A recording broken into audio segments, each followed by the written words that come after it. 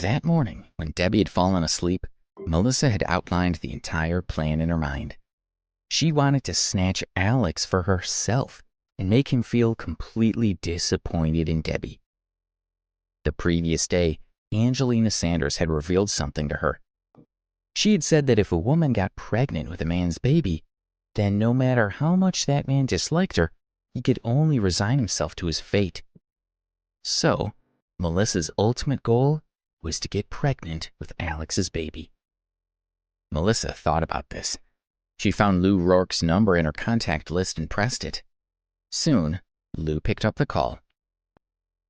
"Beautiful girl, why are you calling me? Are you free? I'll treat you to a meal," he said over the phone in a vulgar voice. "Come on, I'm afraid I'm going to fall in love with you," Melissa said as she smiled coldly. She had almost fallen for Lou's trick last year. As far as she knew, there were 4 or 5 people who had fallen for Lou's trick.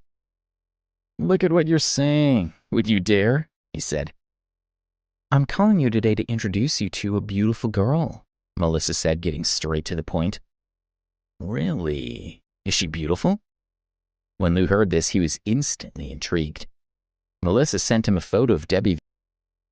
He reacted positively and said, "This girl is so pretty. She's perfect for me to mess with. I'll make her life unforgettable." Melissa could even imagine Lou's bedraggled look. "She's my friend. Tonight we're flying back to New York. Her boyfriend's name is Alex, so you can tell her that he told you to pick her up, and she should follow you to the car. As for what we're going to do next, I think you know better than me," Melissa said. "Of course.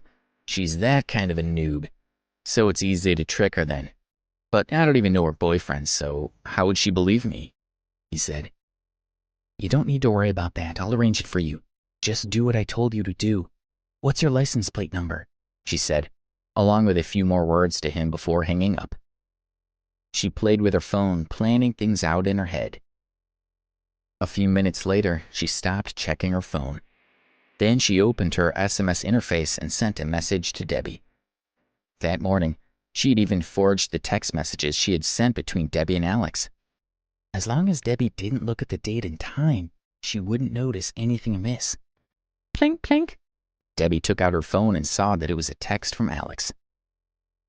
"Debbie, I'll be very busy today. I'm still in a meeting and might not be able to pick you up at the airport tonight. But don't worry, I'll ask my friend to pick you up. His name is Lou, and he drives a cab." Debbie was slightly disappointed. At the same time, she was a little confused. Why did Alex have a friend who drove a... she wondered. But when she thought about his identity, Debbie understood. She was feeling that his text message was a bit weird, but she couldn't figure out why. Debbie dropped her phone on the bed and slowly walked over to her suitcase. She took out a locked notebook. It was her diary. Since high school, she had been in the habit of keeping a diary as a way of relieving her stress and expressing her feelings. Whether it was happiness, sadness, or pain, she would record it in her diary.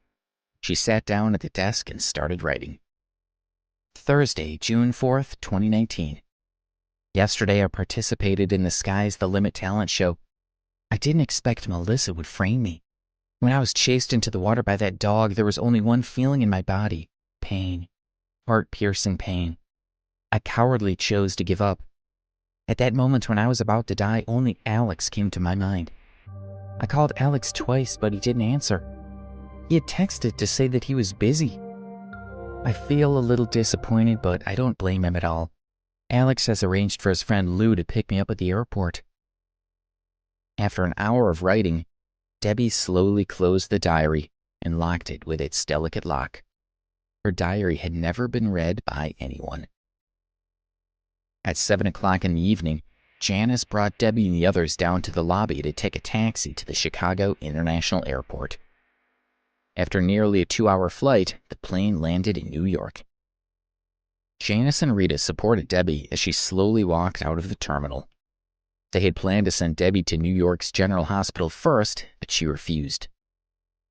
"Janice, Melissa, don't worry about it. I'll go with Alex," Debbie said as she smiled blandly.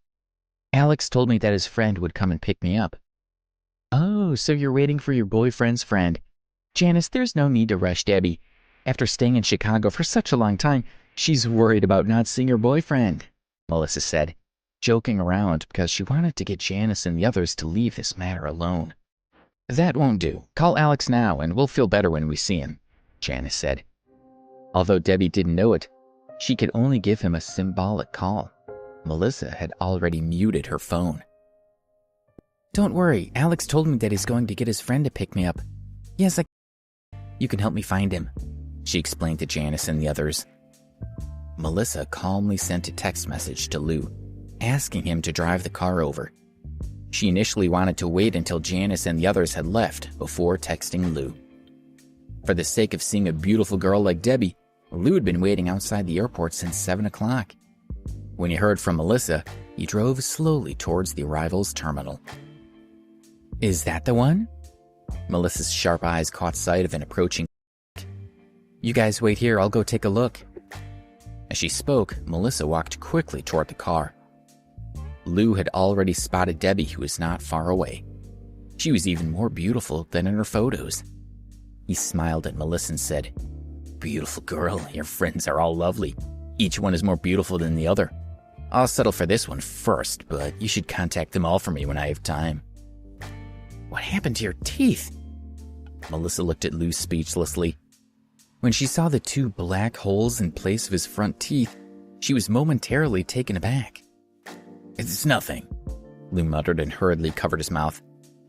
How could he say that he had been beaten up by someone because he had harassed a girl in front of Preston University? Give me some of your knockout drugs, Melissa commanded as she extended her hand toward him.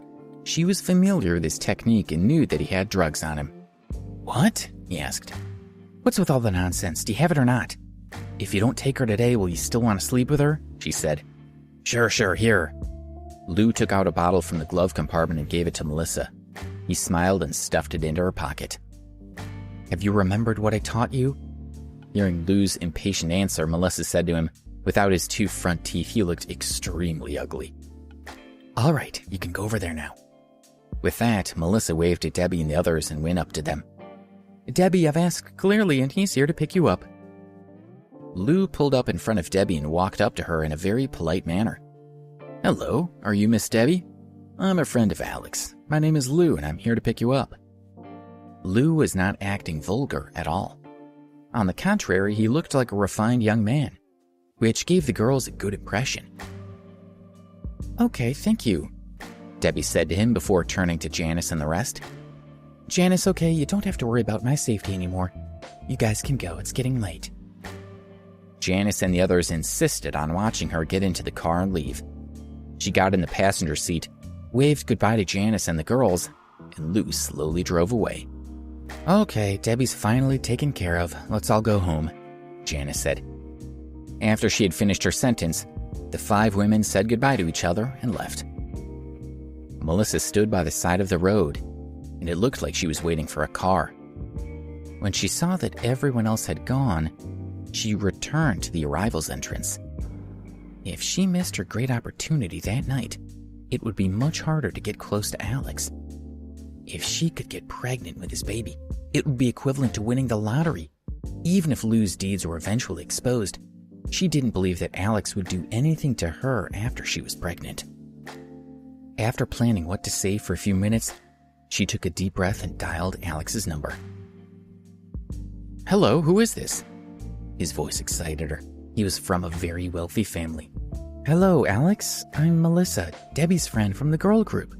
We've met, Melissa said with extreme gentleness. She was a little nervous. After all, she had looked down on him so much before. Why are you calling me? His voice became colder. He indeed didn't like her very much, but he was a well-mannered man. At least he should first listen to what the other party had to say. What if it had something to do with Debbie? It's like this, I'm at the airport now, she said. Hearing that she was at the airport, he asked, Have you guys come back? Where's Debbie? Is she also at the airport? No, listen to me. Debbie and the others will arrive later. They still have some things to do in Chicago. They're probably negotiating with important figures right now. So it's best if you don't call her. She won't answer anyway, Melissa said gently. She was afraid that he would try to call Debbie, which would ruin her plan. "Is that so?" he whispered. "What did you say just now?" "It's like this. The reason I came back early was because I was injured in Chicago. Debbie gave me your phone number. I'm at the airport right now with lots of luggage. It's very heavy and it's hard for me to pick up. Your friends are all busy at the moment, so I wanted to ask if you can come over and help me," Melissa said carefully. It was Debbie who had given her my phone number? She probably would want me to go to the airport to help her because she can't help right now, he thought. "Alex, is it possible? I called you because I really had no other choice. I definitely wouldn't trouble you if there was someone else who could help me." She was still pleading. Even though he felt that this was a weird request, he still decided to help her. "All right, I'll come over now," he said bluntly. He called a taxi and went straight to the airport.